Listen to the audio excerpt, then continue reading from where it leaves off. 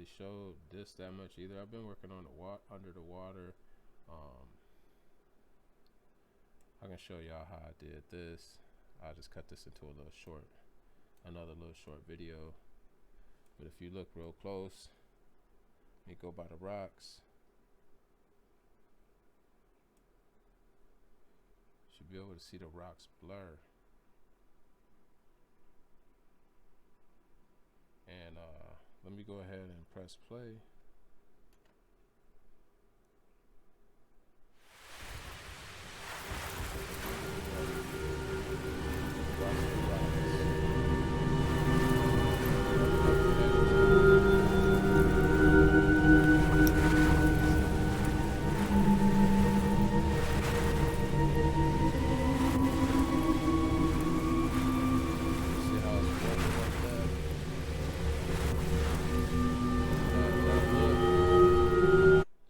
Show y'all how I did that.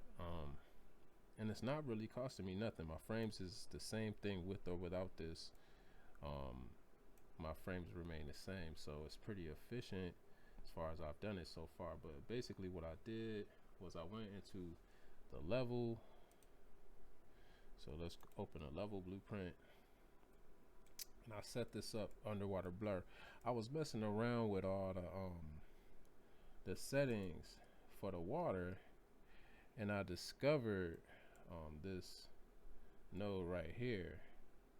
So what I did was right here I made a post-process volume. That's what's under the water. That's why the water has the effect underneath. I did the post-process right there. For anybody new that don't know about that, that's basically post-process. You can get it from right over here. ST. And there you go, and you can do all kinds of settings with it, turn it into water volumes and different things like that. So I used it like this, and I was playing with the settings, and when I was playing with the settings, that's when I figured out, like, I messed with a setting and I was like, oh whoa, this is crazy. This makes it look more realistic. So what I did was, on my event begin play, I basically made a timeline, and that's how mine looks right there. Just made kind of a sine wave, just a wave, something with some sharp edges to it, so that's why it phases like it does. But basically you could see that I created some variables and right here in the level blueprint here. So I added some variables. I added one for settings, and then if you go here, you will see it says post process is the type, and then you have the settings here. And the setting that I was messing with is actually, got a weird name. Let me see here. All right. So we had global, ambient, cube, map. No, it's not none of those. I did change settings in here too, just color settings and stuff like that. But basically, you're gonna see what I did because I'm gonna show you. But here, I have a default value set here for vector 4. Contrast and then gamma. So basically I just created a controller here,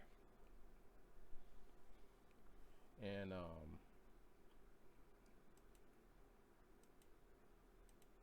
go here, go to event begin play. You basically press play. I got the settings, I got a reference to it here, so that I just drag the settings off in here, plug this in, had it set the settings for this process. So then it comes through here. I got it set on a loop so that it just keeps doing this. I like the settings it's at, so it's fine.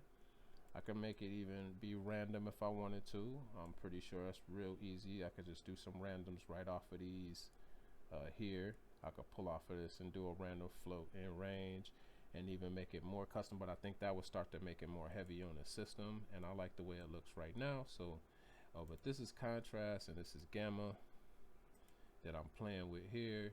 I have settings for them that I set based on when I was playing in the actual settings, so I just reproduced them here, and I just ran it in here. This is all the post-process settings right here in this set members in post-process.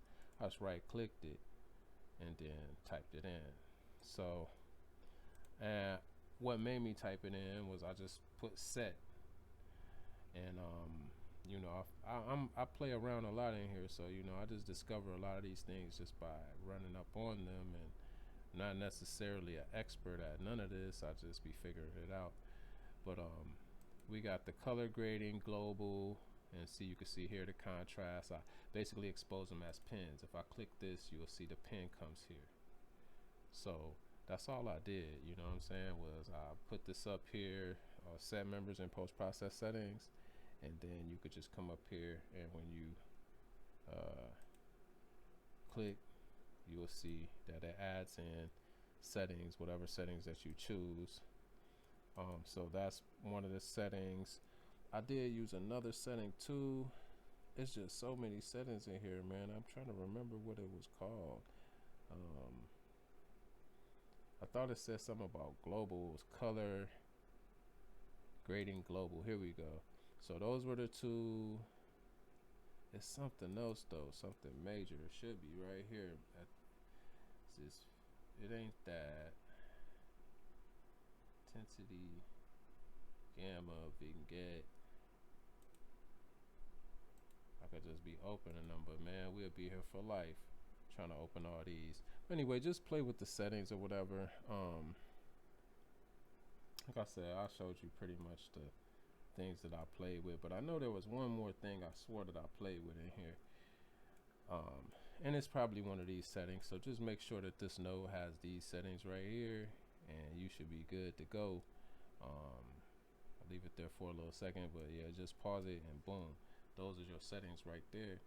I'll zoom it in as much as I can. There you go. But anyway, that's how you get that effect, so that when you go in the water, you know what I'm saying, you will see that, and the weird little color band.